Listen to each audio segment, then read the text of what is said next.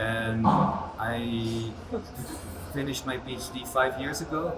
I did it in Gießen, Germany, and the topic was post-colonial memory.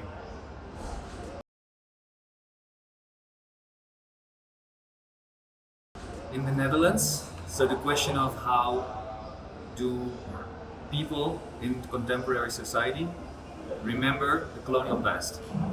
So both in terms of statues, of colonizers, for example, in the public space, museums, historical and cultural museums about the colonial past, like the 17th century, but also education curriculum.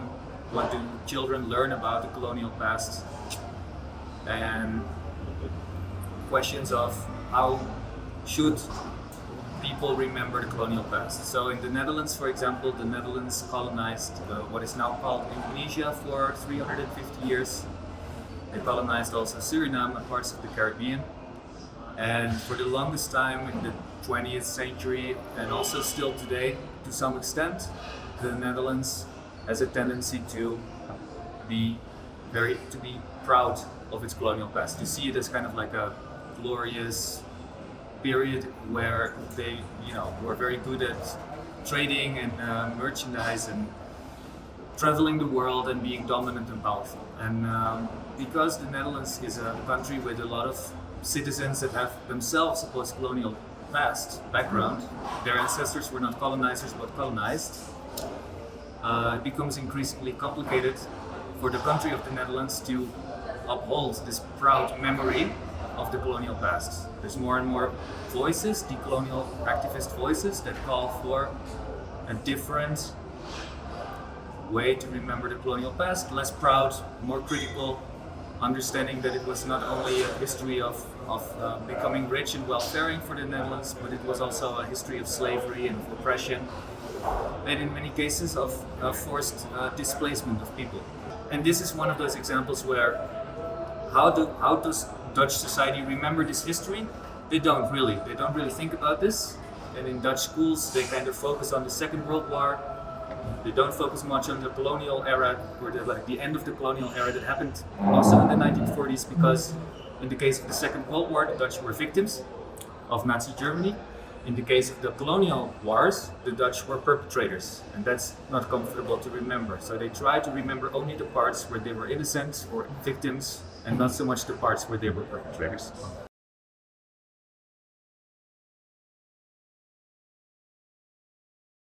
The question of voice and silence.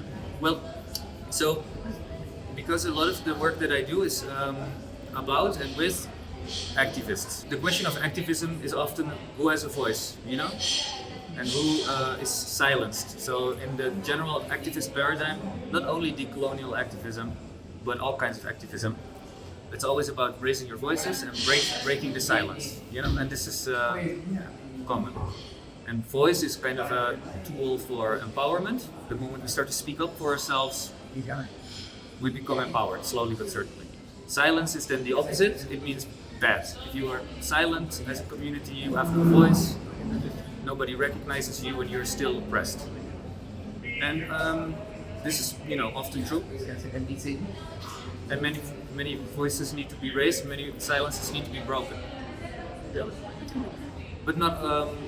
But it's not always that easy, and that's kind of what the premise is of my book.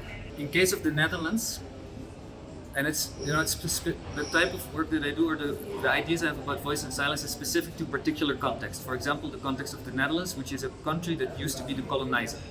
Then a part of the population is they are descendants of the previously colonized, like my own family. But there's lots of different post-colonial communities in the Netherlands that come from Suriname, from different parts of Indonesia, and from the Caribbean.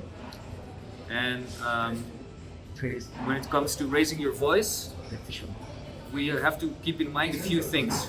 If we as post-colonial communities raise our voice in the Netherlands, we raise it in a context where the norm is the Netherlands, the previous colonizer. So the people we speak to are the previous colonizers. The language in which we speak is Dutch, which is the language of the colonizer. So there are a lot of limits to raising our voices, and the question of empowerment, it doesn't always work. Simply raising the voice means empowerment. It really depends on context.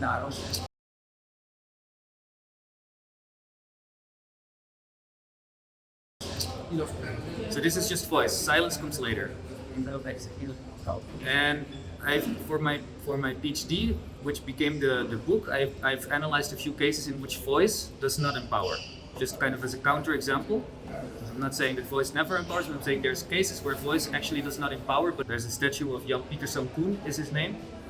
He was a famous / infamous colonizer in the Dutch colonial history. In the 1600s, he was the Director General of the VOC, so the East Indies Trading Company.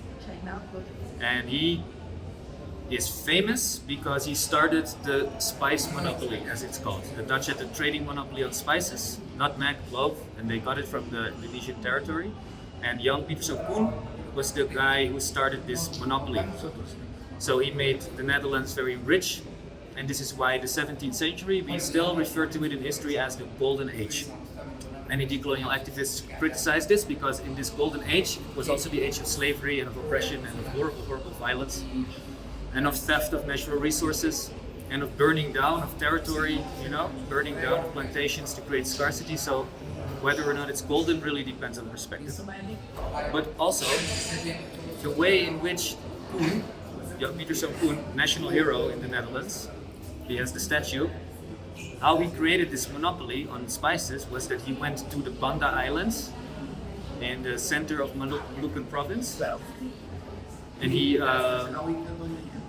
murdered the entire population. So there was 50,000 people in Banda. He came with a few hundred soldiers and he killed 40,000 people in a matter of days. He enslaved the 1,000 survivors, deported them, repopulated the territory with enslaved people from elsewhere, and then also, of course, slavers, so people that would be their bosses. And then he burned down most of the plantations because there were existing spice plantations, and the Bandanese were trading with everybody, including the English and a lot of others. So the way in which they created this monopoly was by enslaving the people, murdering most of the people, then burning down most of the plantations to create scarcity. There's only a few plantations.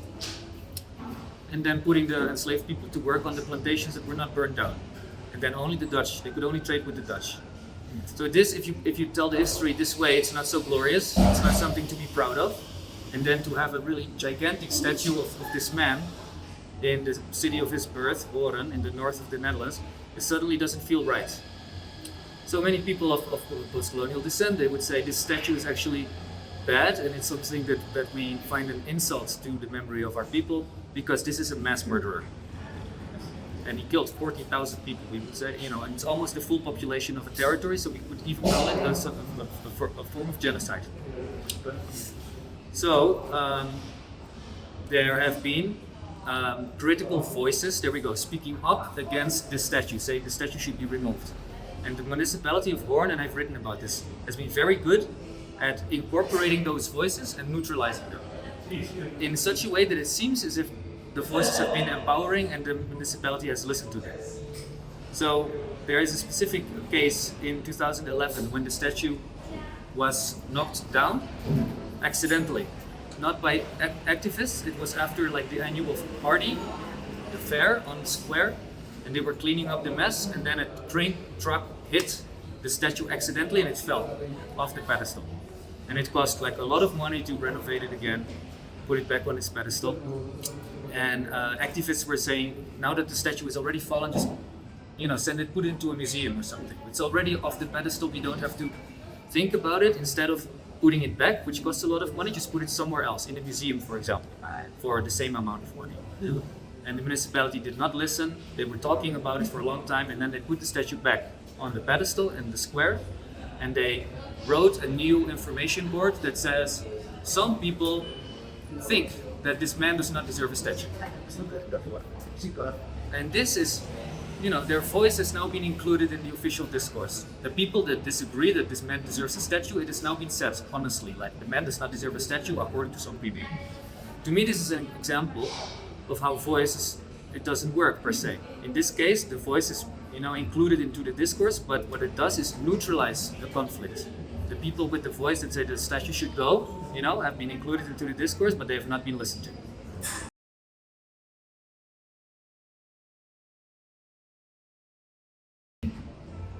The counter example, and this is where silence comes in. Silence as a strategy of resistance. When voice is just a weapon of like an instrument of neutralization, silence can become an interruption, a disruption, refusal to participate in this kind of joke, voices, and fake listening. So the counter example, and I also wrote about this, that's the last chapter, is when an activist group called the Grauwe Eeuw, which is in Dutch, it rhymes with the Gouden Eeuw, that means golden age. Grauwe Eeuw would mean the depressing age. They wrote, like with spray paint in the night at some point, the word genocide on the statue. And also several other statues referring to the colonial past, they would write genocide or other slogans like that to explain these are murderers, they are not heroes. And then they were, of course, asked by the national newspapers and other news channels, why did you do that? You know, explain yourself. What is the purpose of your activism? Why do you say genocide? And then what they did was they refused to explain themselves. So they gave the news media the silent treatment. They said, we are not going to do interviews because we don't have to explain this to you. If you want to know why we write genocide on the statue of this man, Google the name, you know, go to the Wikipedia page and then read it for yourself. Like, we don't have to explain it to you, you should already know. Also, you don't need us, you can figure it out for yourself. And this is one example of where it's a certain kind of silence where they refuse to explain themselves. So they write genocide, but then when people say, what do you mean? They don't answer. They don't do interviews and they are anonymous and they don't appear to the news other than with the refusal to speak. To me, and I've analyzed it like that, this is very powerful because, and it also clearly works, because at some point it was really, their reputation was that they refused to speak. They refused to explain themselves. They were very strange, mysterious activists because of that, because a normal activist screams what the problem is. And these activists said, you know what the problem is, figure it out, you know? And this was a form of silence that to me is therefore, it's not powerless, it was very powerful. It frustrated the newspapers, you know? Because they wanted an easy answer from an activist, because it perpetuates the kind of the power dynamic. Because you can say, what do you mean?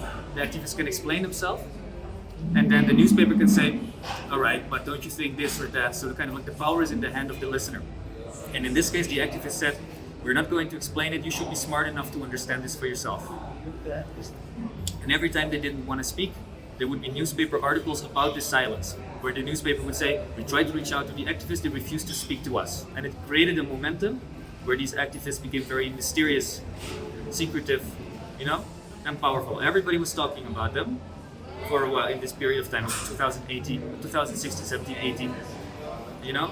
And it was more powerful than if they would have just explained themselves. Then it was just another newspaper article about an activist, people would read it and then move on to the next thing. This silence kind of kept a momentum about their activism for much longer than voice could have done. It's one example of powerful silences. In this case, it's the example of silence as resistance. Silence as refusal. It's like a refusal to do conversation. And we know this can be powerful because in personal relationships, silent treatment can be very powerful too. It's a weapon, you know? You say, I'm not going to talk to you anymore, it can be horrible. And it's just one example of how silence can be powerful.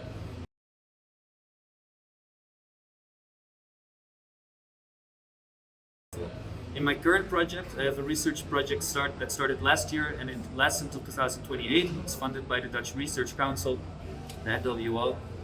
I expand on this kind of idea of powerful silences, but I also look at a lot of other ones, including more positive ones. Because silence as resistance is a kind of aggressive silence, but it doesn't have to be aggressive. There's a lot of silences that have a healing or therapeutic kind of effect. Silence can be also a form of reflection. This is more like, if you want to take a personal example again, the silence of prayer, for example, or the silence of meditation, you know, or just the silence of solidarity. When your friend has troubles and they're talking about it, and your job is not to interrupt them and to speak, but to sit silently and just listen. These are the forms of silence that I'm currently looking into mostly. So I'm having conversations and also collaborative projects together with activists and artists who use silence in this way. They use silence as an invitation to listen and to reflect, as a therapeutic kind of process in which we all kind of come together and maybe you have communication, but it's non-verbal. A lot of looking at each other, kind of embodied communication.